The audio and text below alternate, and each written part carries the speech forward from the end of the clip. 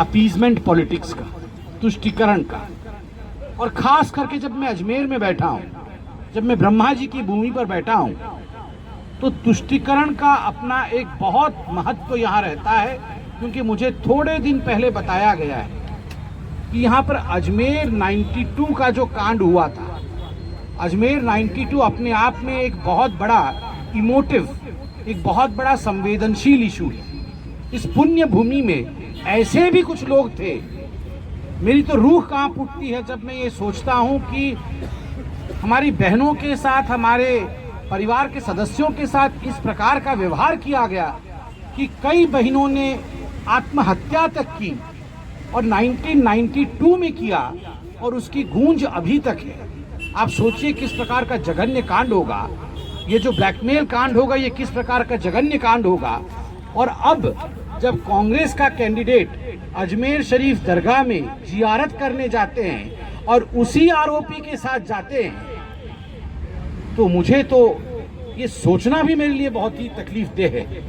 मुझे पता नहीं अजमेर की जो बहनें ये देख रही होंगी, अजमेर की माताएं जो ये न्यूज़ देख रही होंगी, जब ये जियारत हो रहा होगा और आरोपी कांग्रेस के कैंडिडेट के बगल में खड़ा होगा, तो उनके जहन में, उनके मन में किस प्रकार के जज्बे होंगे, किस प्रकार का विषय होगा, क्या उफान मार रहा होगा, मैं वो भली भांति समझ सकता हूँ। और मुझे लगता है ये वक्त आ गया है जब अजमेर के प्रत्येक माँ को, अजमेर की प्रत्येक बहन को इसका बदला लोकतांत्रिक तरीके से बटन दबा करके लेना ही चाहिए। आप कभी भी वैसे व्यक्ति को वोट मत दीजिए, या वैसे व्यक्ति के साथ खड़े मत होइए जिसके कारण कई सौ महिलाओं ने, कई सौ बहनों ने आत्महत्या किया हो। ये जघन्य पाप है। और कन्हैया लाल तेली, जिनका गला रेत करके हत्या कर दिया गया आतंकवादियों द्वारा, तुष्टिकरण के कारण सरकार ने उन्हें बचाने की भी कोशिश की, मगर हम लोगों ने आवाज बुलंद की। जब कन्हैया लाल तेली के हत्या के खिलाफ यहाँ आवाज बुलंद किया गया, जब यहाँ जन समर्थन में रैली निकाली गई कि हम एक होंगे और कन्हैया लाल तेली और उनके परिवार के लोगों को न्याय दिलाएंगे, उस समय मुझे दुख के साथ कहना पड़ रहा है जो आज कांग्रेस के कैंडिडेट हैं, उनके प्रत्याशी है, वो नदारद थे। मुझे बताया गया है वो उस रैली में नहीं थे, उस रैली का समर्थन भी नहीं कर रहे थे। मगर जब कन्हैया लाल तेली को मारने वाले आतंकवादी उनके प्रति संवेदना रखते हुए, और कन्हैया लाल के लिए जो लोग यहाँ पर न्याय मांग रहे थे, उनके खिलाफ जब यहाँ पर कुछ लोग उतरते हैं, उनके साथ शायद वो प्रत्याशी उतरा है। मुझे इस प्रकार से बताया गया है। अगर ये सच है तो यह भी रोंगटे खड़े करने वाला विषय है। अब दिक्कत इतनी है कि कुछ लोग हैं जो समझते नहीं। आप सोच के देखिए, आप जरा सोच के देखिए, 500 वर्षों से हिंदू समाज, और जब मैं हिंदू समाज कहता हूं, हिंदू समाज का अर्थ विभाजनकारी नहीं है। हिंदू का एक ही मत है, हिंदू का मत है सबका साथ, सबका विकास, सबका विश्वास, यही है हिंदू। जब मैं हिंदू कहता हूं तब उसका अर्थ होता है सर्वे भवन्तु सुखिनः, सर्वे सन्तु निरामयः। यह हिंदू होता है। 500 वर्षों से शांति प्रिय तरीके से, लोकतांत्रिक तरीके से पूरे विश्व के हिंदू, भारत के ही नहीं, पूरे विश्व के हिंदू राम लल्ला के जन्मभूमि के लिए वो अपनी लड़ाई लड़ रहे थे, शांति प्रिय तरीके से लड़ाई लड़ रहे थे। किसी ने सोचा नहीं था कि राम मंदिर कभी बन सकता है, मगर हमने कहा था भव्य राम मंदिर वहीं बनेगा।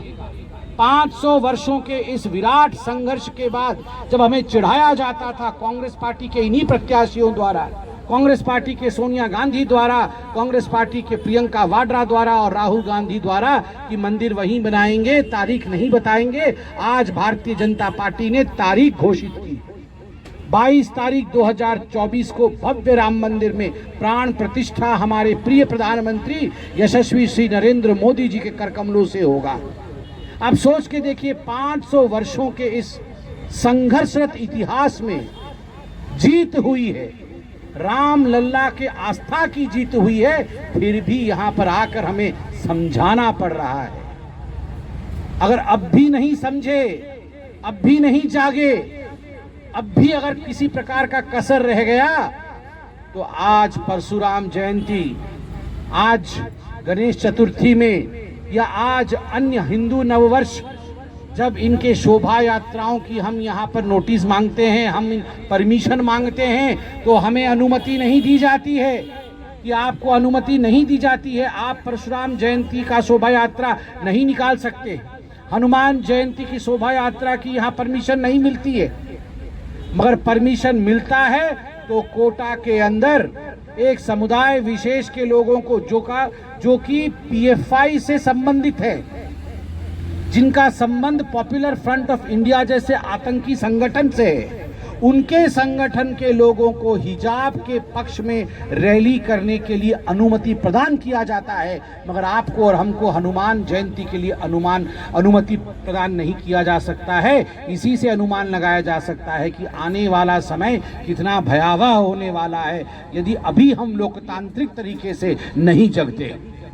मुझे यह भी बताया गया अजमेर के इस संभाग में दिवाली के समय भारतीय जनता पार्टी जब प्रोटेस्ट करती है, डेमोन्स्ट्रेशन करती है, तब 4 दिन में एक बार पानी आता है, पानी आती नहीं है वरना, और जब उर्स लगता है उस समय 24 घंटे पानी देने का काम यह सरकार कांग्रेस की करती है। मैं तो कहता हूं उर्स में भी पानी दीजिए, दिवाली में भी पानी दीजिए। आप विभाजन क्यों करते हैं?